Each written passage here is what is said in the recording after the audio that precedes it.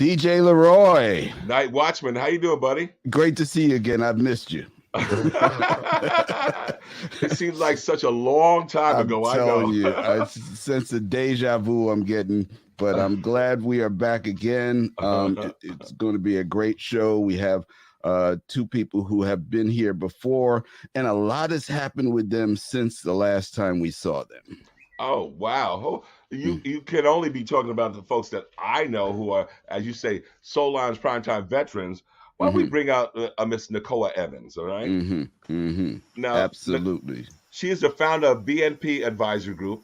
It's a trusted strategic advisor and executive producer with over 30 years experience advising national brands, retail developers, entrepreneurs, and economic development corporations on brand positioning, market entry strategy, consumer engagement, program development, community and economic development strategies in diverse U.S. markets. Nikoa, you've done it all. Good morning. but I know still more to do. That's right. Yeah, absolutely. We're just going to get her a T-shirt that says "Bad Boss Lady." That's it. I like that. Save us some time. I like that. I'll take that title. All right. And Night Watchman, you sometimes try to take the moniker that you're a former Harlemite, now a Harlemite again, but this guy is a Harlemite through and through. Musa Jackson. That's right. Bring it up. All right.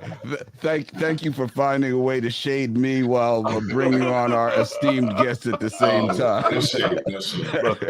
But born and raised in Harlem, he's a true Renaissance man. One of the pioneering Black models discovered by the beauty editor of GQ magazine in 1983. He modeled for GQ, American Vogue, Spanish Vogue, French Vogue, Italian. Well, you know, I'm going to do my Vogue stuff again. That's right. But definitely Mademoiselle 17, and he has done it all. The Renaissance man himself, Musa. How do you do it all, man? Well, you know what?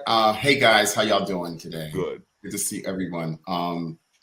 You know, I just come from a community that's we the hustle capital. You know, the hustle town, the hustle city. So, you know, and then Harlem is the soul of the city. So, you know, I didn't have much choice. You know, I just, and then I have a great family. So, you know, I come from a long line of just, you know, hardworking, true blue folks that migrated from south to Harlem in the early part of the 20th century. So 1919, they got here. So, you know, when you come, and then, you know, that's the beginning, right before the beginning of the Harlem Renaissance, which is 1920, right? That's so, right.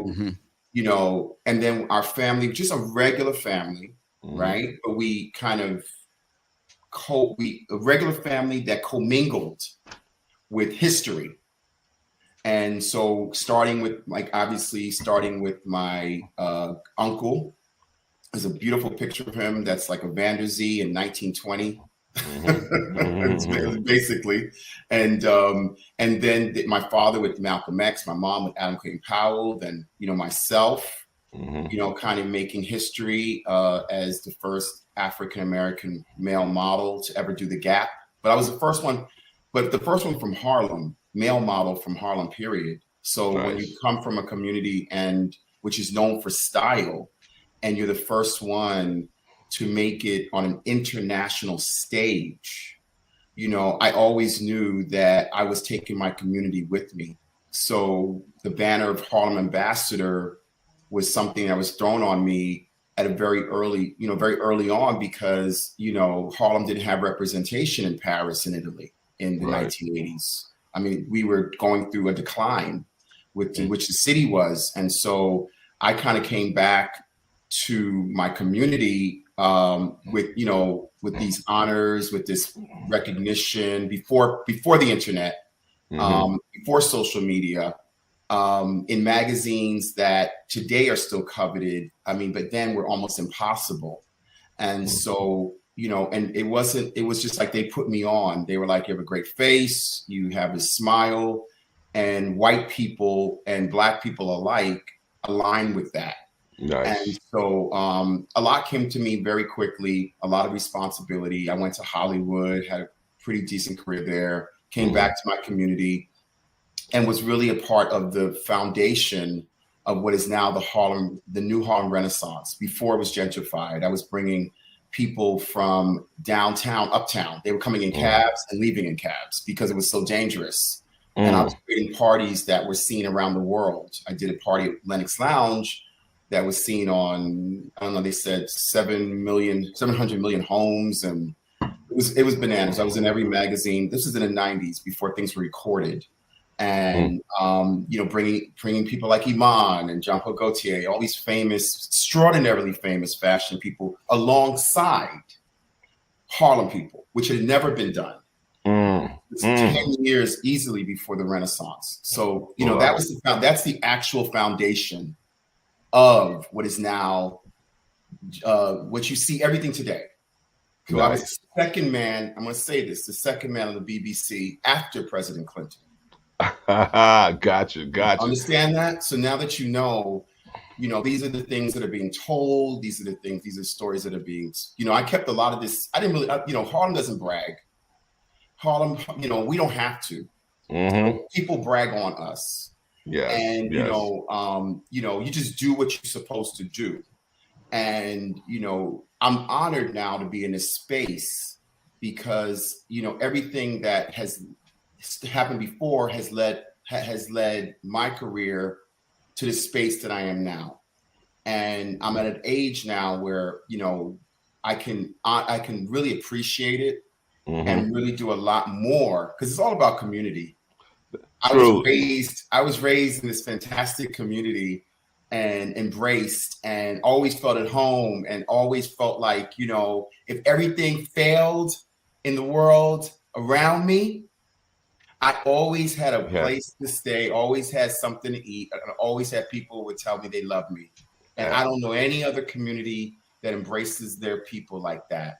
So I'm in a good space. Yeah, absolutely.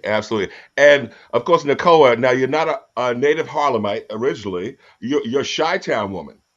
So well, not originally. So my story's interesting because my family's originally from Georgia, Atlanta, Savannah. My parents, proud HBCU grads of Morris Brown. Nice. But I was born there, actually. And then my dad joined the military. So I am a military brat. I grew up traveling around the world from the age of 3. Wow. So my experience is it's the opposite, actually, of Musa's in that I didn't necessarily have these strong roots in a community. For me, family and community was my parents, my sister, and wherever we moved, we had to sort of set up shop and create a home, an anchor there for 2 to 3 years. And then we'd pull up stakes and move again. So that has been my experience. Undergrad at Stanford, I majored in economics. I knew I wanted to be an entrepreneur from a very young age. I love to tell the story that I was inspired to become an entrepreneur by George Jefferson from the Jeffersons at 6 years old. And I started telling everyone then that I was going to own my own retail stores one day. And so I was on a mission to study business and economics. And so I studied that at Stanford and I went into retail buying out of Stanford and went to business school in Chicago. So that's my Chi-Town connection. I went to Kellogg and then came out and worked for a developer that really changed my life. It was a company in Columbia, Maryland, just outside of DC called the Rouse Company. And they were the first developer to do planned communities and outdoor shopping plazas.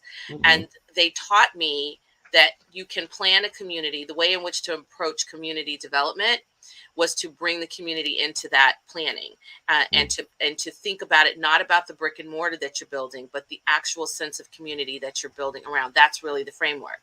And that is what shaped my understanding of how you develop communities. And so I was working with retail brands and restaurant brands that I was putting in shopping centers around the country. And Deborah Wright, who was the CEO of the Upper Manhattan Empowerment Zone at the time, heard about me from a couple of businesses that she was recruiting to come to Harlem and open their restaurants and retail. And they said, there's a woman in DC who's getting us in shopping centers that we've never been able to get in before. We should call her. And she did. And I came from lunch, and it was a conversation that 3 weeks later, I was packing up my things and I was moving to Harlem to work with her and the Empowerment Zone on the early stage development for the restaurant and retail development. And I did many of the early deals. The restoration of Lenox Lounge was the first deal I closed. So I worked with the owner, then I'll read with restoring that space, and Mocha Lounge, and Amy Ruth's and Human Bookstore, and all of those early deals. Those were mine. And doing that, I ultimately ended up opening my own retail store because I wanted to be an entrepreneur, fulfill that dream. But the concept of the store was called N. It was all about Harlem history, because I was really fascinated by this community that, again, my experience, I'd never experienced anything like this. When I landed in Harlem, I thought, my God, this is not just bricks and mortar. It's not just the streets that people live on and the houses. Like, there's this thing called community that actually is something you can't necessarily see, but you can feel. And I had no idea what that was about. And so I spent years learning, and I realized, wow, this is why this community fights so fiercely to hold on. This is like truly special. Like, my family being from the South, it had a Southern feel, a small town, but we're in New York City, which is one of the biggest cities in the world. How do you have a small town feel in a big city? And this really tight-knit community of like hundreds of thousands of people. The concept to me was fascinating, and I wanted to be a part of wanting to place roots in Harlem and wanting to get involved in the movement of developing the community, preserving the community, and really championing small businesses and the growth, so that recognizing early on in my career that small businesses are really the anchors in communities. And so that's really where it started. And that led to, being a co-founder of Harlem Park, which organized the businesses and started doing our programming to create sustainability. And then next thing you know, it was sort of building on that, and Musa and I have known each other. He's one of the first people I met when I landed in New York 23 years ago. So we've been friends, kind of living parallel lives, watching each other build. And so it's just really thrilling to now come together as partners to take the combination of our experience as well as our partner, Yvonne McNair, who has her own incredible, exciting journey building amazing, experiential platforms in music and entertainment, and come together to create Harlem Festival of Culture, which is inspired by Musa's experience, 50 years ago. So it's just a magical moment and a full circle moment for me to now have roots in Harlem. Harlem is home. I'm raising my daughter here. And so the question that always perplexed me my entire life when people would say, where are you from? It was always a convoluted answer that was like, depending on where I lived or whatever. But now I firmly say Harlem. My daughter says Harlem. And so this is now a legacy that I'm excited to build, make history, through this program. Beautiful. Okay. I definitely want to actually find out the true inspiration for the Harlem Festival of Culture. What was it? The film, as some have stated, or was it something bigger? Please, anyone, take it. I'll jump in. So actually, Harlem Festival of Culture is a reimagining of the actual festival that took place in 1969. Summer of Soul is the footage that you see in Summer of Soul, along with obviously people like myself who were there and lived it, is talking about that experience, what happened in 1969. So, and that's actual footage from that festival. So even though you're looking at Summer of Soul, you're actually really going into 1969 and seeing what that time was like. And as if you lived in New York, or I think maybe parts of the, especially urban places in the country, a lot of things were happening. Obviously it was the tail end of the, civil rights into the Black Power movement. We went from Negro to Black. There was a lot of economic blight, in the drugs and which would now be mental illness that was going on back then, the Vietnam War. There was a lot happening in New York City and around the country at that time. And New York City, Harlem got hit the worst. And so within that, though, the most popular artists, musical performers in the country came together in the most fabled Black community in the world to put on a free concert to show unity. And how can we spark something? And they sparked something in 1969 and was filmed by Hal Tolchin, which was produced by Tony Lawrence, a Black man and white man that got together, and they filmed this incredible concert. And then they tried to sell it, and they said no. White community, the networks said no. Wow. But they said yes to something that would happen after that called Woodstock. And that would become the defining musical experience of a generation, of many generations. But imagine if they had released a far superior concert with far superior talent. There's no comparison to Mahalia Jackson. That was at let's keep it 100. That was at Woodstock. Right. Okay. Yeah. And Sly Stone played in both. He played in in Harlem, the festival in Harlem, and also played in later.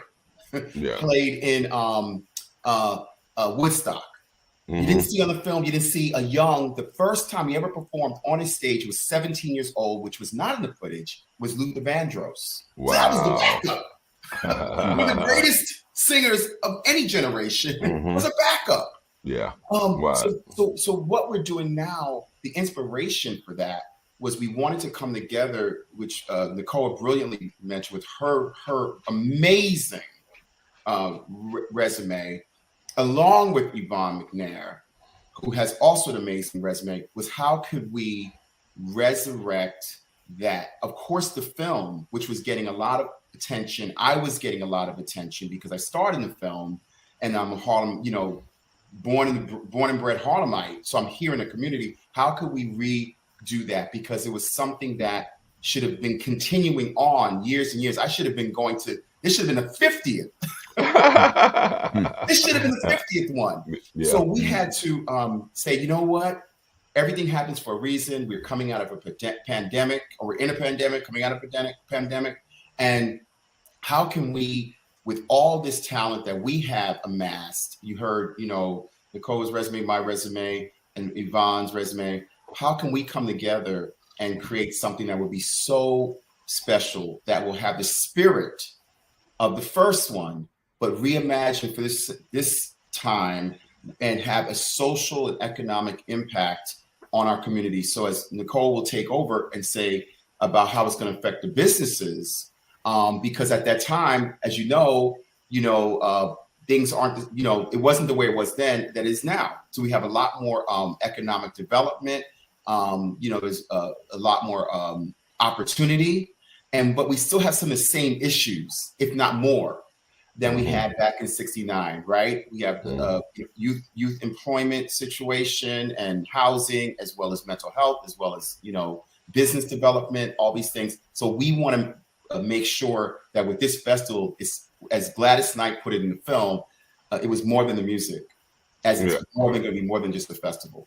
Nice. And Night Watchman, certainly we do know in terms of that the one in Woodstock, what tended to dominate was a discussion about drugs, free love, the weather, all that. But in terms of the focus and literally on the artists, that's what came shining through with our festival here in Harlem. Incredible. I mean, Night Watchman, what are your thoughts? Oh, absolutely. I mean, it's just great that, this information finally came to light, that we actually got a chance to not only through this wonderful documentary that Questlove put together, was able to see and hear and experience those artists all on the same stage. And it's just such a representation of what Harlem always is and has been about, which has been about the culture and community converging together. So this 2022 and 2023 reimagining is very, very exciting. And I appreciated hearing Nikoa's background in terms of having this grounding in community building, that she got before she got to Harlem, and then all the community building that she's done since she's been here. So I want to hear a little bit more about what the format of the new Harlem Festival of Culture is going to be. Sure. So again, we take very seriously when we said we were reimagining what this festival is going to be all about. Without question, there's going to be an amazing live entertainment, live music experience. Part of the goal is to really aid in reclaiming Harlem's position as a live music destination, right? That's something that we've lost a bit. We've lost a lot of our live music venues, like Lenox Lounge, my first deal, as I mentioned, St. Nick's Pub, Showman's, Paris Blues. When you think about it, it's heartbreaking. Yeah. And Yvonne has a tremendous background in producing this level of many of the concerts that you are iconic. Prince, is one of the clients that she's worked with, and she's produced, she produces the Grammys and a number of other large scale events. So she's bringing a level of national talent to the experience that is like no other. But in addition to, and just as important to us, is how can we, and this is where sort of my other hat, bringing the economic development, how do you leverage a platform like this where we know that it's going to receive this much attention, this much support, the partnerships that we can bring to the table? How do we ensure that that weekend of the live experience lasts throughout the year and has a direct impact on the community before and after the music stops, what we love to say. And so we recognize the power of it. We can see the opportunities that we can bring into the community. So we have approached this from a very 360 lens, and which is, again, coming from that background I learned it for the developer that I worked for. How do you do community development with a 360 lens? So the community impact and health equity initiative is something that we will be addressing everything from physical and mental health issues in the community. We've got programming and partnerships that we're bringing to the table that are going to speak specifically to the physical and mental health issues that exist and the kind of resources that can be brought to the table. We have partnerships with major organizations in this health equity space, mental health space. And so we're really excited about real hands-on programming and resources that we're bringing to the community. On the youth development side, we've actually set up a nonprofit corporation already. And that corporation, the entire focus of it is youth development programming. So we'll be partnering with brand partners as well as other organizations to create everything from apprenticeship programs and bringing resources and experiences to high school students here in Harlem to be able to give them from culture and arts to technology, finance, retail, fashion, entrepreneurship, give them real hands-on experience in the field, give them mentorship from industry professionals, exposure to sort of the behind the scenes of producing a program like the Harlem Festival of Culture, and bringing all of that to them, because we really do need to foster the next generation and really teach them that it's not just about being the talent, but the behind the scenes, the engineers, the technology, all of the other aspects of being in this space that they can also have careers in, whether it's an entrepreneurial career, whether they want to excel in academics and continue on professional corporate experience. We want to bring that to the youth as well.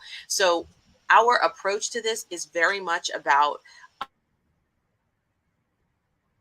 the needle from an economic development perspective, community impact, and the youth. From the businesses, that's my sweet spot. Working with our small business community, absolutely will be ensuring that in every touch point that we can, the local businesses that will be involved, whether it's the venues that we're hosting the programming at, vendors that we're using to produce the festival, opportunities to put their product placement in programming or any kind of media that we do. Like every stage of the way, how can we provide exposure to our local businesses on this national stage? Because this truly is a national festival. that we're launching. This is comparable to the other large national festivals you see around the country. We recognize it's going to be a visitor attraction, bringing thousands of people from outside of New York to our neighborhood. They're going to spend money at our businesses. When you look at the economic impact of large scale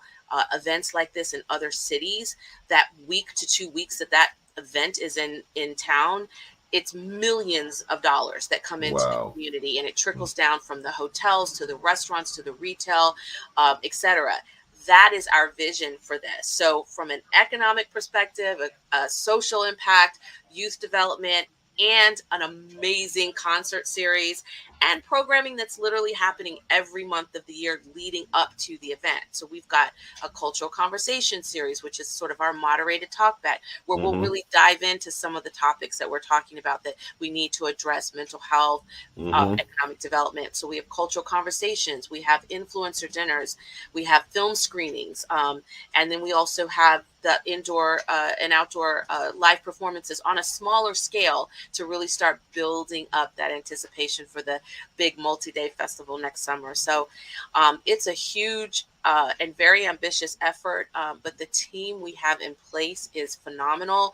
I mean, as you have probably seen the announcement most recently, our new creative director, Michael Bivens from the Legendary Group and Bill Victor. That is someone that Yvonne has worked closely with for years.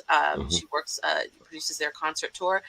And so we are thrilled to bring that iconic of a music brand experience, but he's also a businessman.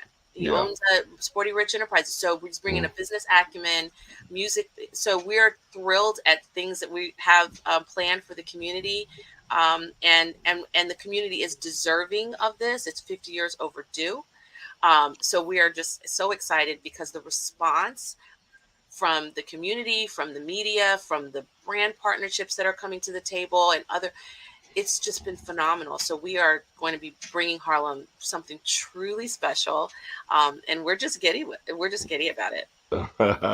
You know, the one thing I definitely have to give you guys major props is that, let's say, that concert at Woodstock, right? I just saw young people. That's all I saw, young people doing what young people do, right? But one thing about our festival in Harlem was that I saw the multi-generational aspect of it, where it wasn't just dominated by young people. It had all generations. As a matter of fact, Musa, you were there with your parents, correct? So I was there with my parents. But I'll say this: what was different between the two of them was, and I want to make this distinction. When you see ours, what you see is Black joy. What you see in the other one might be joy as well. But we weren't. Let me tell you something. If we were doing half of the things that they did at Woodstock, you would remember us. But you wouldn't remember us for what you saw. You remember us for that. Oh, that was that concert where they got, naked and they got muddy. They were doing drugs on the lawn, fighting, the whole thing. Yeah. That would have been historic in that way. But it was because it was the opposite of that. You saw, yes, multi-generational, and you did see young people. But the young people were their parents were there. Yep. We didn't do things. First off, we didn't do a whole lot of things around our parents back in those days. You were very respectful. Absolutely. Okay, so we're living in a different time now. I don't remember, I've never cursed in front of my mother. So, we come from that generation and before that generation, because I was little. So I see the difference between the two of them. And that's what's so stunning is the main character of that film, they say, is the crowd, 300,000 people. And when you see them, when I talk about it in the film, and I say, you see a sea of Black people, Black faces, Black men, beautiful women, Black queens. It was like royalty. It was the ultimate Black barbecue. These are now, my words are now a part of history. Because it has to be illuminated in the same way, with the same amount of attention, with the same amount of respect, if not more, than Woodstock. We have to, Questlove's vision was always to rewrite, and I mean right, wrong, rewrite history.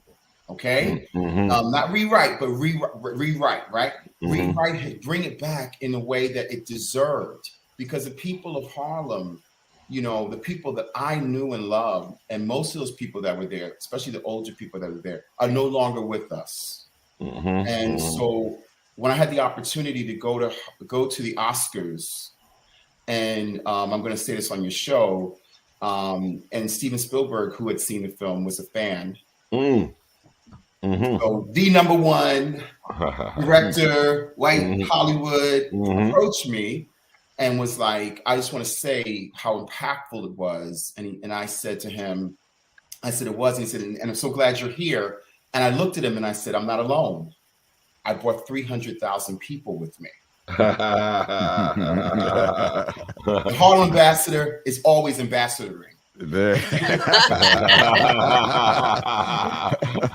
And he just looked at me like, they got a, you know, he said, they've got a special one, because you have this opportunity to be here for yourself, and you brought your community with you. And I said, I'm all about we're all about our community.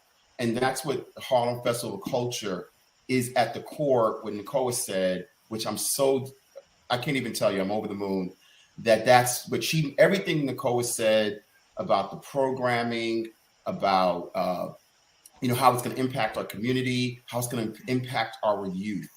You know, I'm a young person. I was a young person who got a chance. I saw so many of my counterparts that I grew up in the hood with, right, who didn't. And so, and there weren't, you know, there was some pathways, but there weren't these type of pathways that we have today. There's so much opportunity. And I love the fact that I'm working. I'm a blessed man. Okay. I work with a team, me and Michael Bivens. Right. We've got more with to a stop team of incredible Black women. Okay. Nice. And people say to me, "You're a lucky man." I said, "No, I'm a smart man." Okay. Because we all know, I mean, I was raised by Black women, and we all know that they're the foundation of any community, any civilization.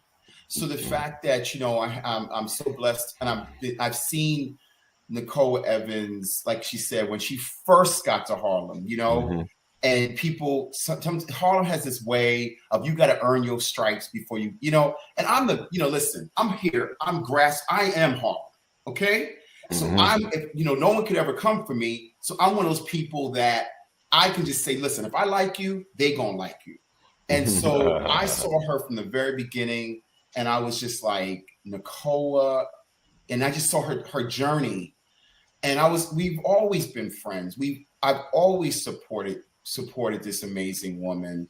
I got to meet Yvonne later and work with Yvonne, and it was just like blown away at her expertise and what she's brought to the table. And I've been in entertainment for a long time, but to see this woman who is so humble, working with such iconic people, as Nikoa mentioned, people like Prince, just for starters, right? And that was her first. Just go there. That was her first concert, was working with Prince. Wow. So when you start there, you know, you can only imagine her expertise that she's bringing to the table. But then the others, the Toya Dennis and Heaven and Nina Flowers, I've known Nina now for, I don't know, upwards of almost 15, 20 years now, and seen her, maybe 15 years, and seen she's a Harlemite, and seen what she's done, you know, and what she's been able to do for us with all of the media outreach. I mean, listen, before the first act was announced, and they hadn't even been announced, right? We've been in 70 papers, 1.6 billion. When I saw the billion, I almost fainted. 1.6 billion impressions, which surpassed our goal of you know, when we put our business plan together, so we could get 1 billion, which was, you know, lofty. We already beat it. We're at 1.6 billion already. So we're excited about this moment. And I'm excited for the community of Harlem, because I've seen it, y'all. I've seen it from the 60s to the 70s. I've seen it through its roughest moments. Roughest. I grew up in the roughest time in Harlem's history. Okay, the drugs and, you know, the economic blight, and to see it where it is now, and the fact that these amazing people are coming together and are going to do something really wonderful that's going to impact them is just beyond my wildest dreams. So nice. Well, you know what? Both the Night Watchman and I are both, of course, fans of Belle Biv DeVoe, but you must tell him that please don't bring any Celtic swag to Harlem, okay? so you guys need to outfit him and make that stuff right. We'll pass the message along. We'll pass it on. We're all very That's sensitive funny. about our basketball here. No doubt. So please tell me, Nikoa, in terms of some of the acts that you may be working on, give me just an overview, like a 30,000 square foot view in terms of what are we looking at? Why don't we just call it a wish list, since she's probably still in the midst of negotiation? Well, first off, let me just say this. Yvonne McNear will be overseeing all talent. Okay. She's curating all of the programming, the talent and the production. And so I'll say this because these are her words. She's bringing national acts. She's worked with pretty much everyone or has relationships with every national act you can think of. Mm-hmm. So the talent is going to be on par with the major national concerts, festivals that you see around the country. And of course, with working directly with Michael Bivens, they will be pulling together a council of music artists, from Harlem, who got their start in Harlem. But in terms of specifics, we've got surprises that Ron will share as we continue to develop. But just the community should just know that this is not, it's going to be a blend of contemporary artists, legacy artists, and local. Harlem talent will be blended with local, national, contemporary and legacy. So, I'm going to give that opportunity for her as she and Michael Bivens curate the talent. It's just going to be, if you know the concerts she's done in the past, and there are some major ones, and the talent that she's worked with, it's going to be spectacular, and like nothing that's been seen since 1969. I mean, it's just, I could say that emphatically. Nothing that has been seen since 1969. Beautiful. Now, certainly, as you said, Nikoa, when you first got here, absolutely, you know that you have to pay homage to those folks, heads of certain organizations, right? Are those particular organizations also going to be a part of the Harlem Festival of Culture?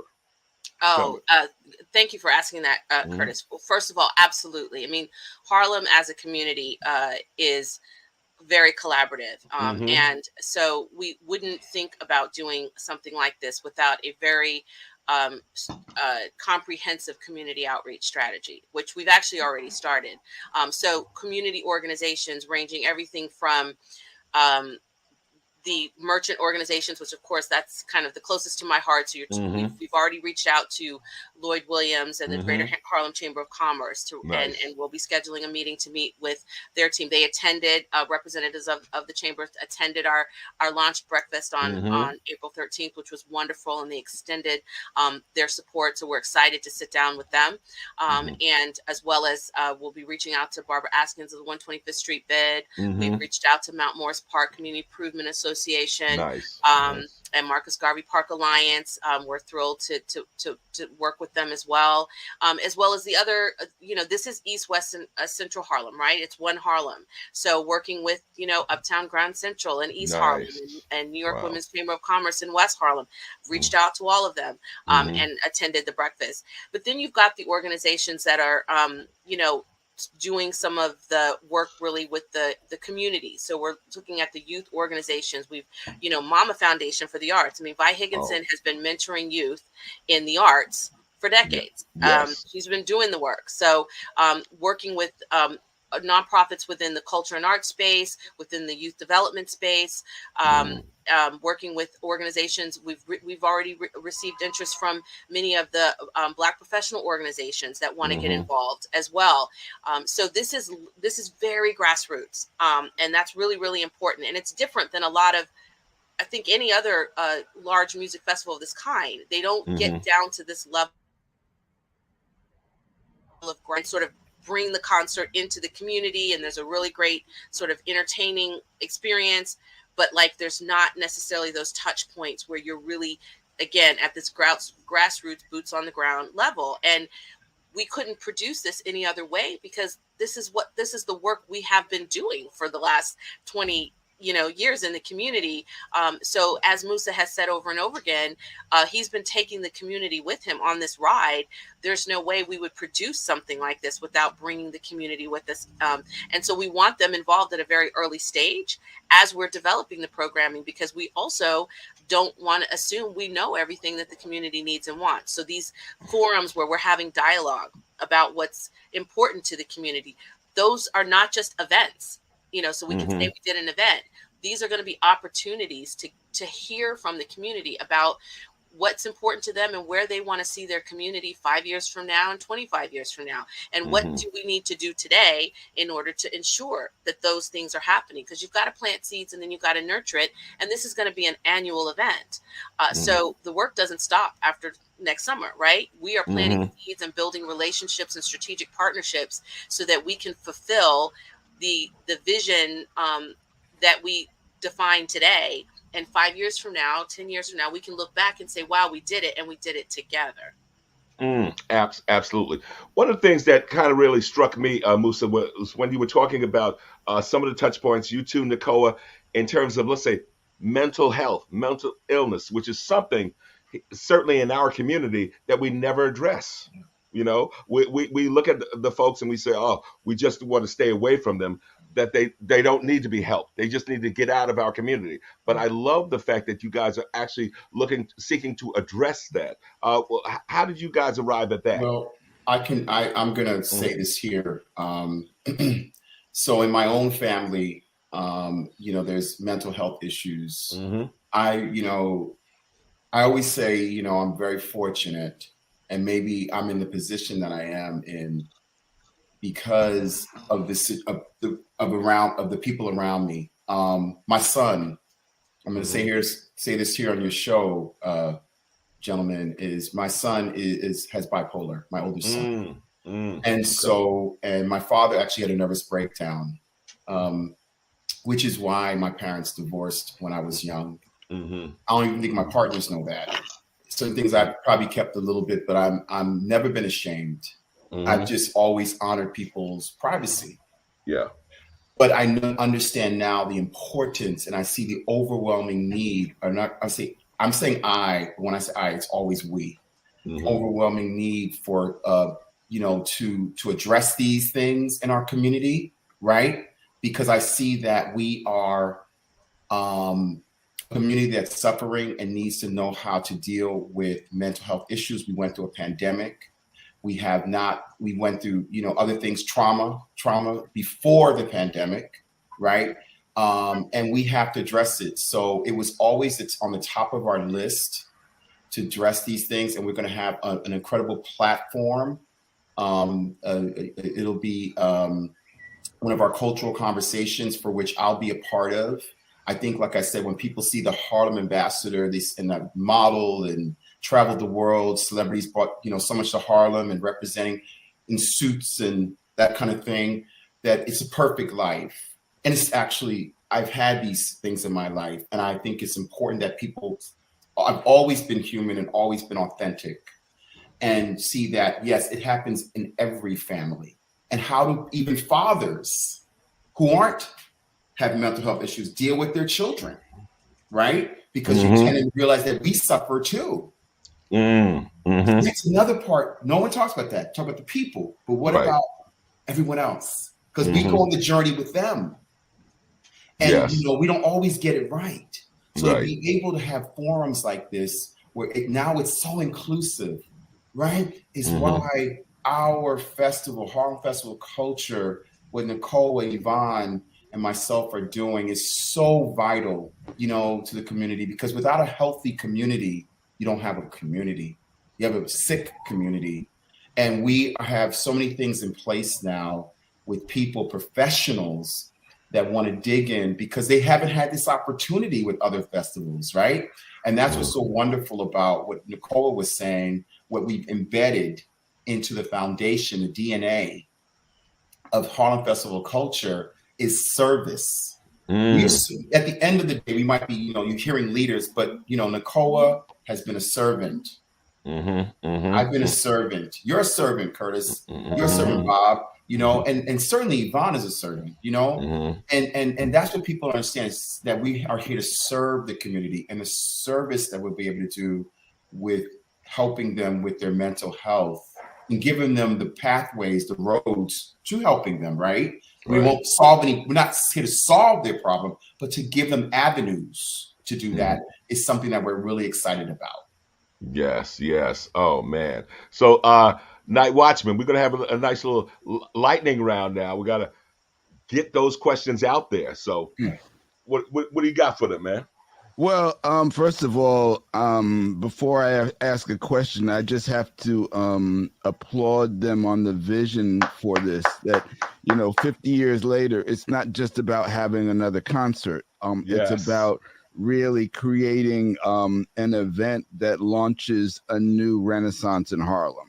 I mean, that's the only thing you could really say with this, because of the levels of involvement. So that the fact that we're talking about addressing social issues, talking about involving the youth, talking about involving legacy artists, reaching out to all of those community organizations that have been doing this work on so many different levels, including Harlem Park to Park. We didn't mention the great work that Nikoa has been doing with business owners in Harlem for many years. And all the organizations that you already mentioned that you either have reached out to or are already partnering with. It's just really a great opportunity for us to see what this event is going to be. So that's all I have to say. So I'm going to throw it back to you for questions. Well, Nikoa already knows that I miss the Harlem Harvest Festival. Are you going to bring it back? Please tell me. Oh, yes, absolutely. It'll come back this fall. We, obviously had to put it on pause for COVID. In addition to the Harlem Local Vendor Program, which of course, you've been a supporter of the Harlem Local Vendor Program since day one. And so we actually have our first cohort in 2 years that started in February. So we have 20 brands that are in the program now that we will be debuting at the Harlem Harvest Festival in October. And, one of the aspects of that event that we've sort of that program sort of evolved into a platform to really showcase Harlem local brands and bring buyers to the table. If you recall, we used to have a buyer tent where the brands would get a chance to meet with local corporate and local buyers. And so we'll be bringing that piece of it too, because of course, for me, it always has to go back to the economic impact and the procurement. So we'll have an aspect of the Harlem Harvest Festival this year where we'll be bringing in not just retail buyers. This time we're kind of expanding it because everyone knows about our partnership, of course, with Whole Foods and other retail stores. We've got over 200 brands have come through the program, and many of them are on shelves in 50 Whole Food stores and et cetera, which is great. But now we're trying to get the supplier diversity community that represents the corporations so that our brands can get those procurement contracts that are supplier contracts that aren't necessarily retail, but extremely lucrative. Being the beverage supplier to a large corporate, kitchen, or the snack vendor in the snack machines in the large corporate towers. Those are the kind of supplier contracts we're now focused on, and we'll bring those procurement representatives to the Harvest Festival for our brands to interview. So, but yes, it is coming back in October. That's one of the grant applications that I have to complete and get into HCDC as soon as it goes live. Very good. Good. Just I said it on air. So. you have manifested it. Yes, indeed. All right. I'm like, now that you ask. Excellent. I mean, Night Watchman, are you excited or what? Oh, I'm all over the moon, and I'm telling you, I've got a request, and this is for Yvonne. She's not on with us, but I'm sure she's gonna watch it. Stevie Wonder. Wow. Get Stevie there. Okay. That's all I'm saying. Okay, I'm wait. saying. I'm gonna say this. Go ahead. I'm gonna say this. That's a great one. Okay. Yes. I will say this. I'll say this. Who definitely wants to come back to Harlem? So I hope Yvonne hears this too. Is Marilyn McCool and Billy Davis. Oh wow! Oh, absolutely. Yes. Yeah. And remember, Musa, you don't have to be a star. Don't. I'm already in her show. Absolutely. Who's crush? Was she your crush too? Yes. Yeah. Growing up, absolutely. I mean, come on. One less bell to answer. Come on. Come on. Oh, God. Love it. Oh my God. So also. Curious in terms of, let's say, also affordable housing, because that has been also a contentious topic here in Harlem with projects coming online with no affordability. I did a tour recently of a recent project, and I was looking at some of the numbers for the market rate things, and I said, shoot, on a public servant salary, I can't afford that stuff. So thoughts, how did you guys bring that into the mix?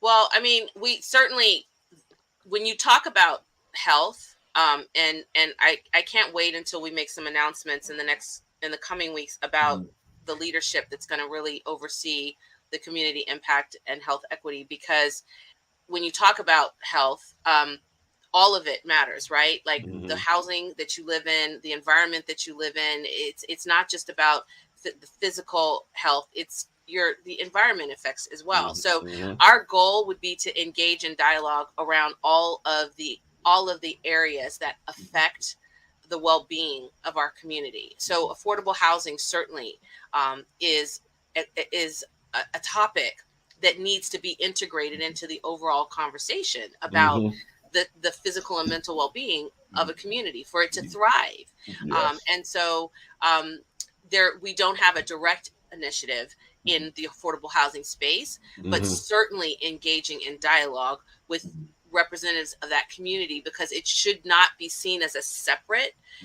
Again, all of these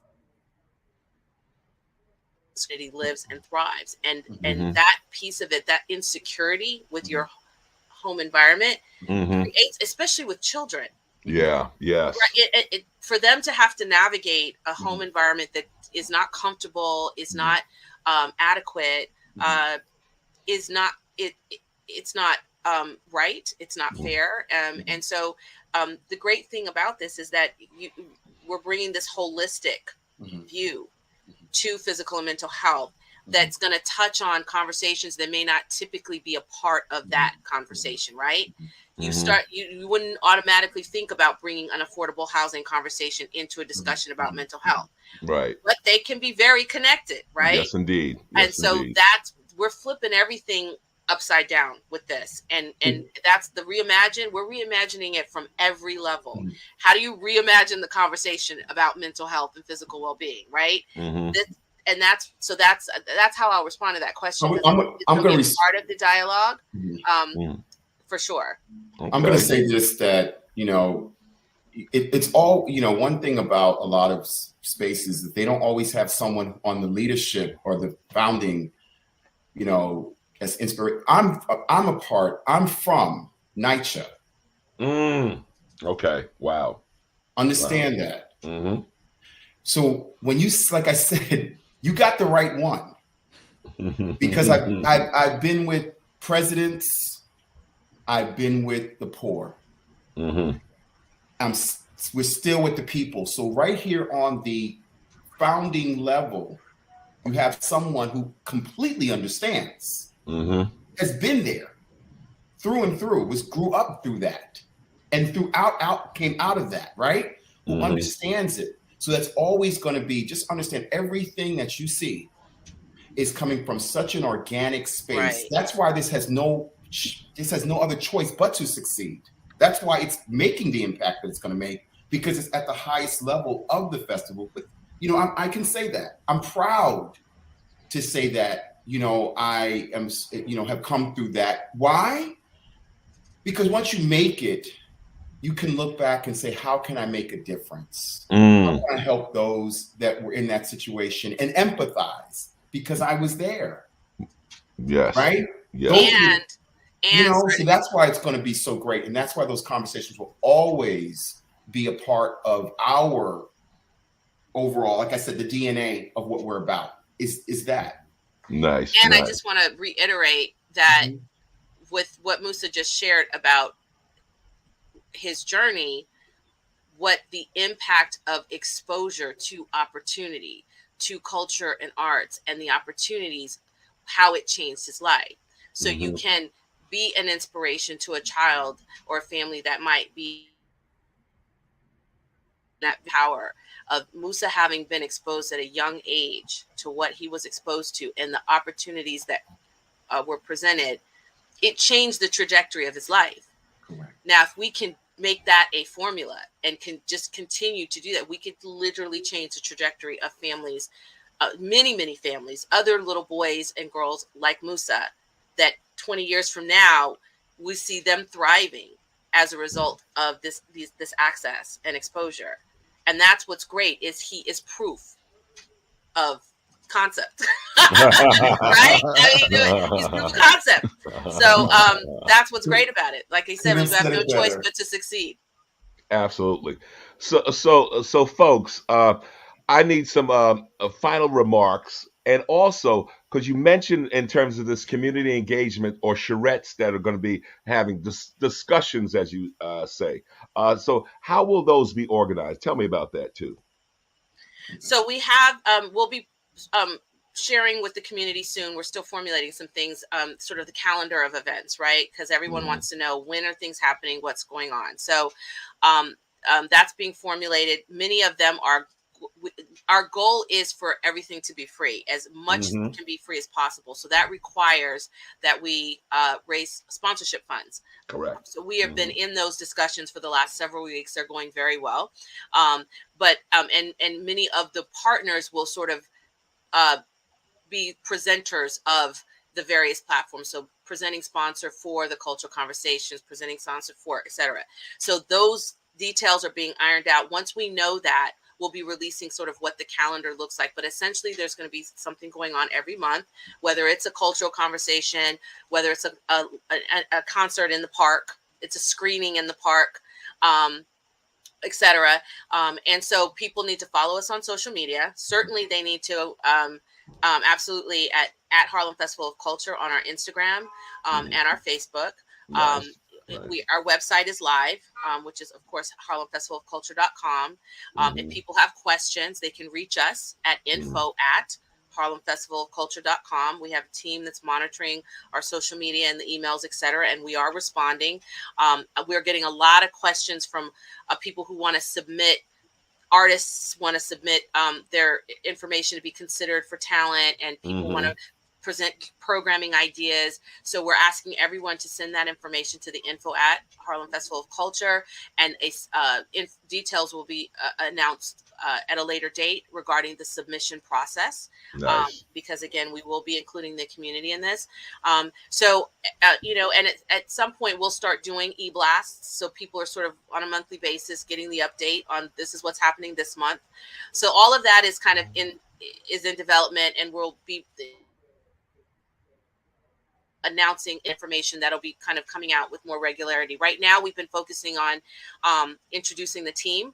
So people that are following us, they've been seeing the sort of meet the team social engagement that we've been doing. And we've got a few more team members that we're going to introduce. And then we're going to start to dig into the various areas. So more to come, but constant conversation and engagement with the community. This is family. And so, we just want everybody to just, sign up, tune in, and get ready. All right. We want to say we love you, Harlem. We have your back, and get ready for incredible festival. Nice. Mm-hmm. Harlem Festival of Culture. Night Watchman, take us home. So you've been listening to Soul Lounge Primetime on WHCR 90.3 FM, the voice of Harlem, or you might be watching us on either YouTube or Facebook. Please like, share, subscribe, and get the word out. The Harlem Festival of Culture is coming. The Harlem Cultural Festival is back. The Harlem Renaissance is re-renaissancing. It's going down. It's going down.